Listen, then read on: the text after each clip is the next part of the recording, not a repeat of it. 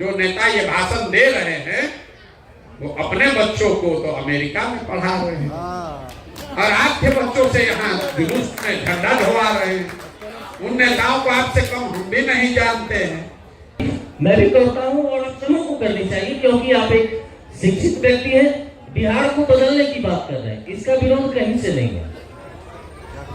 हमने आपको जो फॉलो किया पिछले कुछ दिनों से कठरिया भगवानपुर में आपके स्टेज पर मैं भी था, वहाँ आपने मंदिर की बात की, बच्चों की पढ़ाई की बात की। तो हमारा सवाल ये है कि दिल्ली में अन्ना जी के अनशन से केजरीवाल जी निकले, लोगों ने भरोसा किया, अपने बच्चों के लिए भी उन्होंने आशा लगाया होगा, तो क्या हो गया? आज दिल्ली की क्या स्थिति है? मुझे नहीं लगता है कि दिल्ली के लोगों की स्थिति बहुत पहले से बेहतर हो गई है। बहुत पुरानी सरकार को उखाड़ के केजरीवाल साहब ने फेंका। बिहार में आप कह रहे हैं हम लोग भरोसा करने के लिए तैयार हैं, हम आपके साथ रहेंगे, लेकिन इसकी क्या गारंटी है कि हमारे बच्चे आपके आने से बेहतर शिक्षा ले पाएंगे, बेहतर रोजगार मिल पाएगा? सर प्लीज एक मिनट, बस एक मिनट सर। दूसरी बात, हमें रोजगार चाहिए, हमारे बच्चों को शिक्षा चाहिए, हर चीज चाहिए। इसकी क्या गारंटी है कि आप के आने से हमारे बच्चों की स्थिति सुधर जाएगी?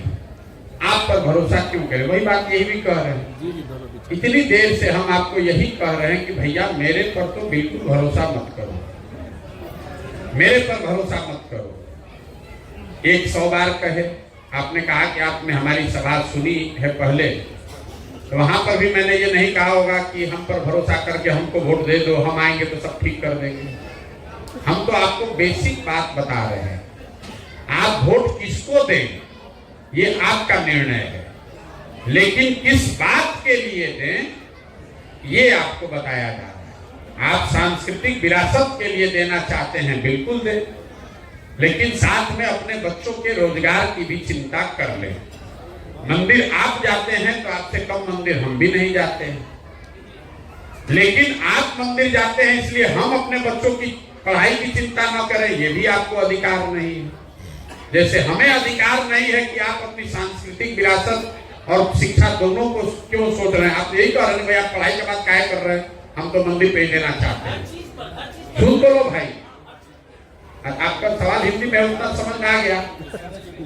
आपका ये निर्णय है कि आप सांस्कृतिक विरासत पर वोट देना चाहते हैं, मान लीजिए, मैं ये नहीं कह रहा आपका निर्णय, मान लीजिए हमारा निर्णय है, तो ये मेरा विचार है, लोकतंत्र है, आपकी स्वतंत्रता है। हमारा विचार है कि भैया सबसे ज्यादा जरूरी है कि तुम अपने और अपने बच्चों की पढ़ाई की पहले चिंता कर लो। अगर आपकी इतनी भी समझ नहीं है कि आप अपना नाम लिख सकें, तो किस सांस्कृतिक विरासत को बचाओगे? किस सांस्कृतिक विरासत में बताया गया है कि अपने बच्चों को अनपढ़ और मजदूर बना दो? ये बता दीजिए। हम जिस सांस्कृतिक विरासत की आप बात कर रहे हैं, किस सांस्कृतिक विरासत में ये बताया गया कि अपने बच्चों को पढ़ाओ नहीं, उनसे जुलूस में उनको घुमाओ, धर्म का रक्षक बनाने के नाम पर उनको मिलिटेंट बना दो? और जिन नेताओं को, जो नेता ये भाषण दे रहे हैं, वो अपने बच्चों को तो अमेरिका में पढ़ा रहे हैं और आपके बच्चों से यहाँ जुलूस में झंडा ढोवा रहे हैं। उन नेताओं को आपसे कम हम भी नहीं जानते हैं। बात किसी के विरोध की नहीं है, बात बिहार के बच्चों की है।